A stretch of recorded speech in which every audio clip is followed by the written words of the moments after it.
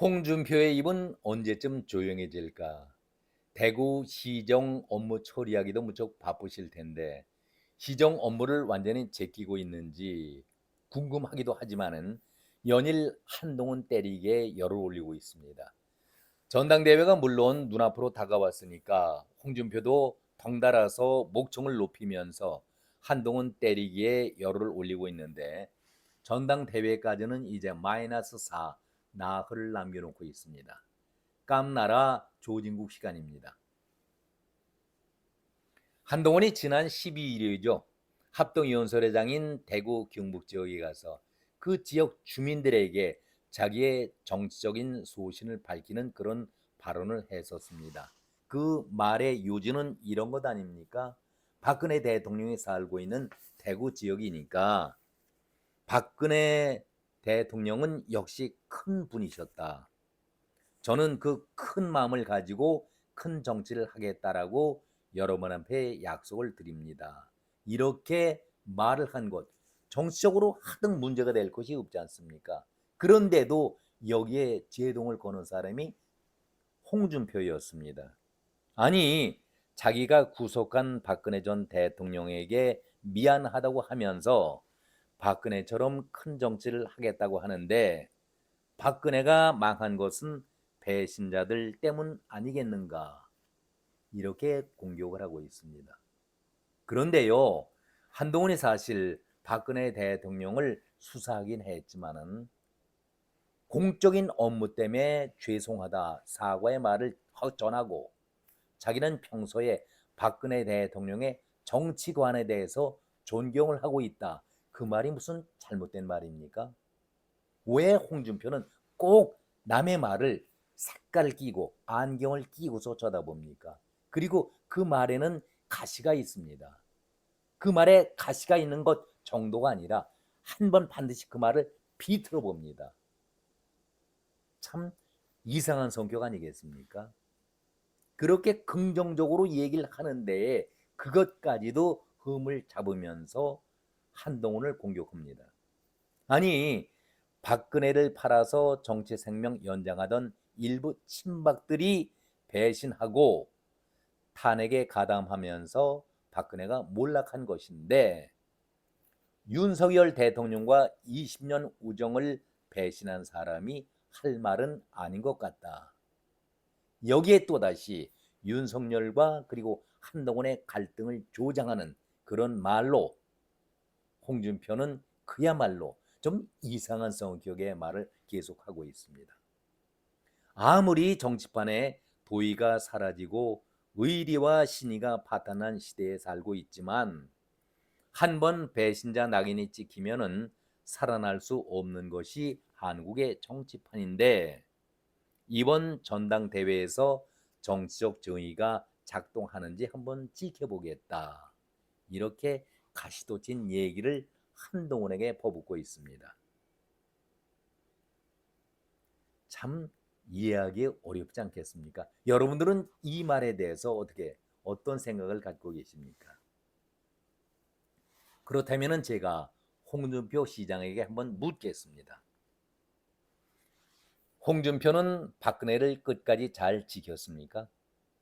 자기는 늘 배신한 자들을 비난하면서도 내 자신, 나는 박근혜를 배신하지 않았다. 이런 얘기를 하고 있는데 그러면은 박근혜를 출당시킨 장본인은 누구였습니까?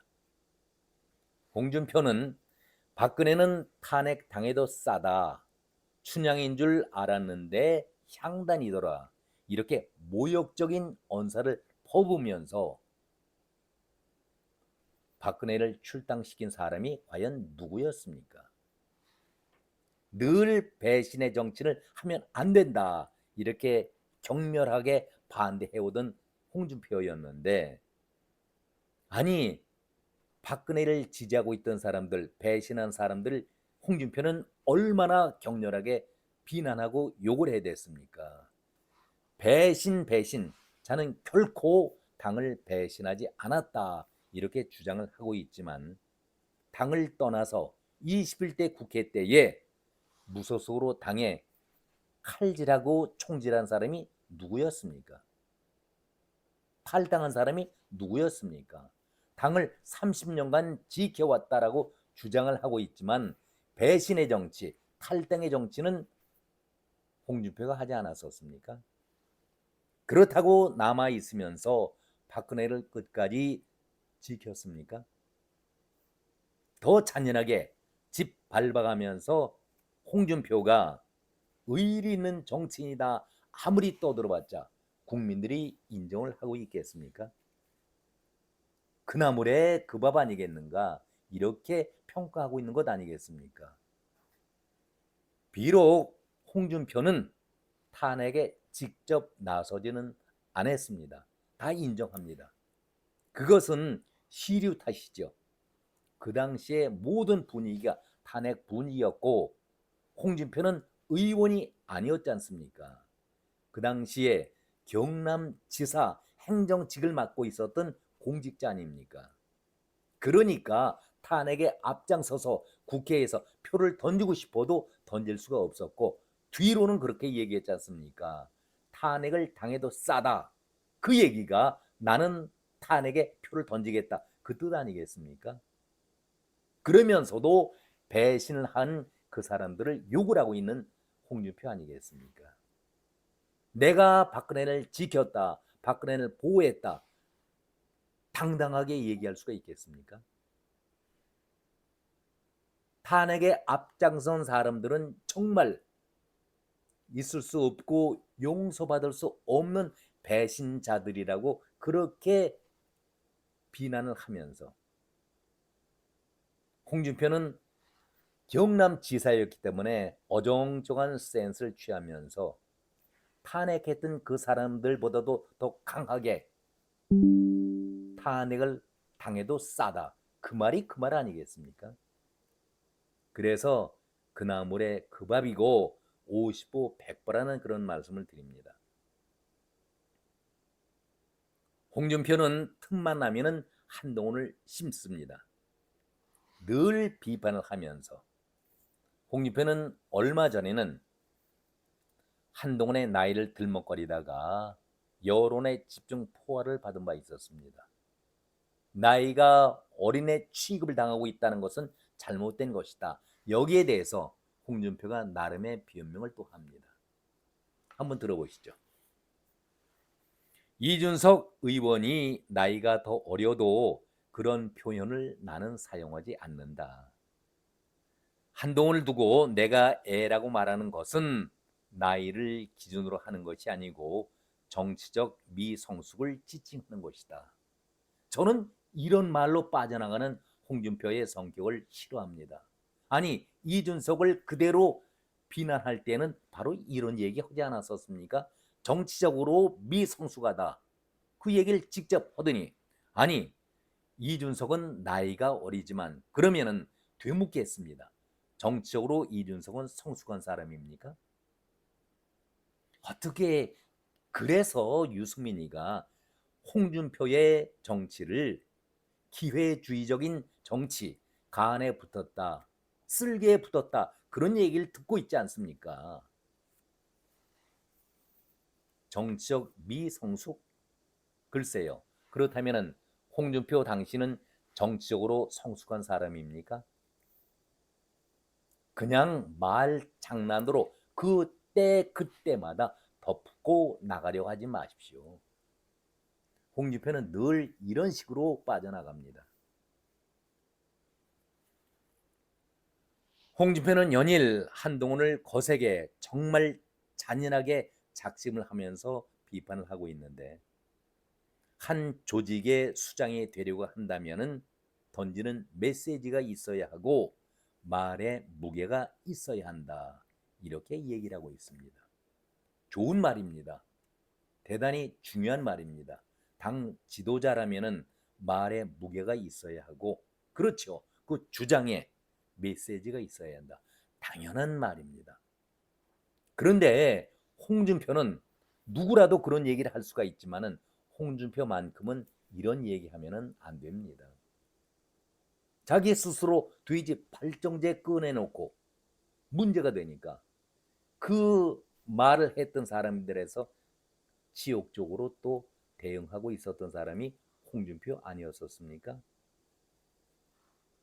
말의 무게 얘기라니까 제가 다시 한번 류여해 교수에 대한 얘기를 한번 해보겠습니다.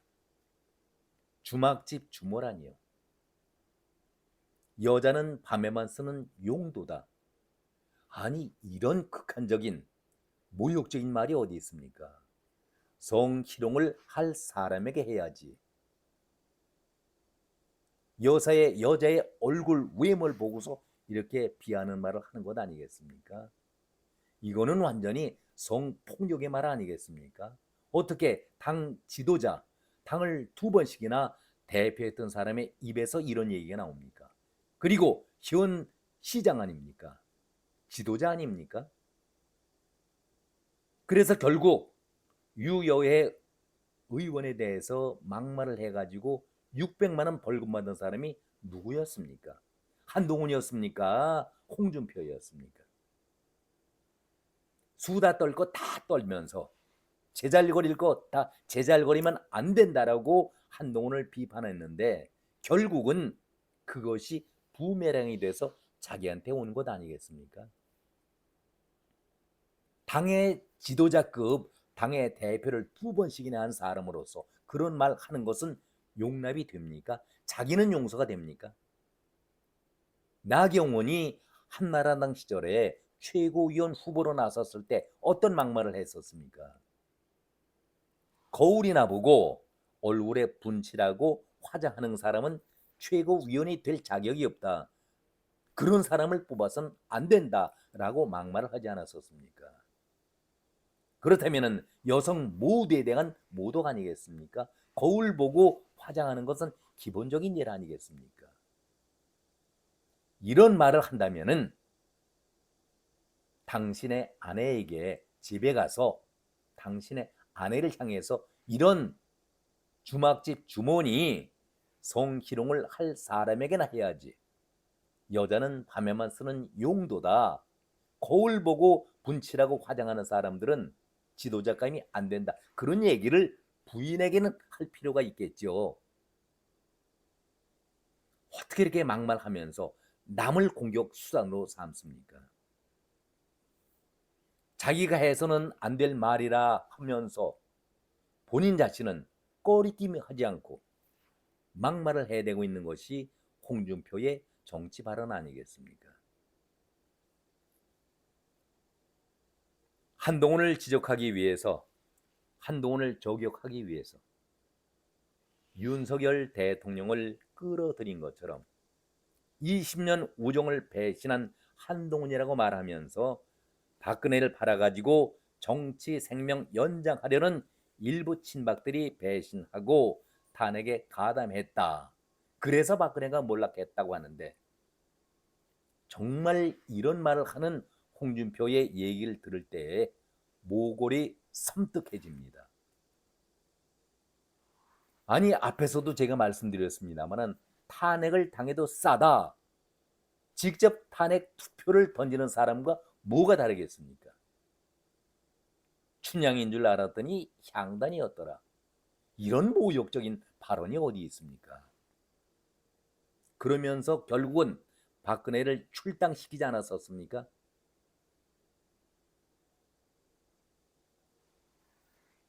자기 자신은 그때에 국회의원이 아니었기 때문에 탄핵의 투표를 던지지 않았다라고 변명하고 있지만은 그게 그것 아니겠습니까?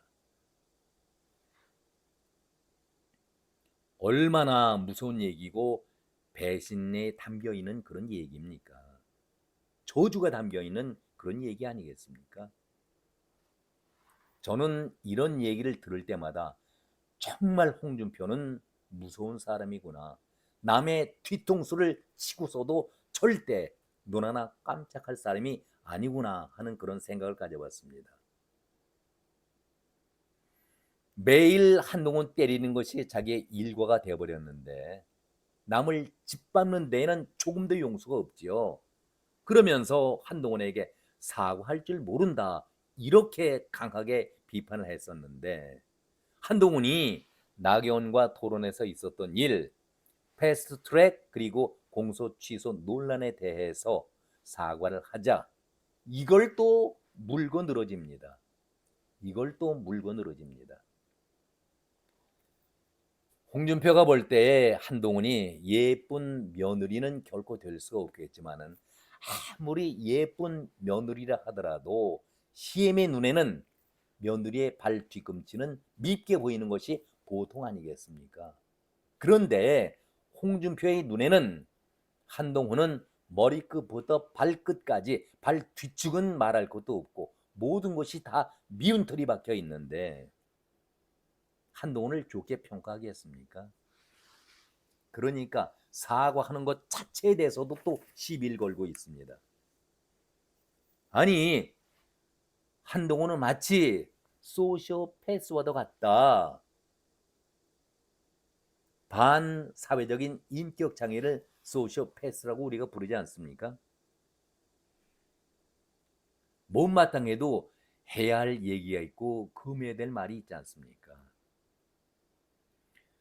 한동훈은 늘 해괴한 범 논리를 내세운다.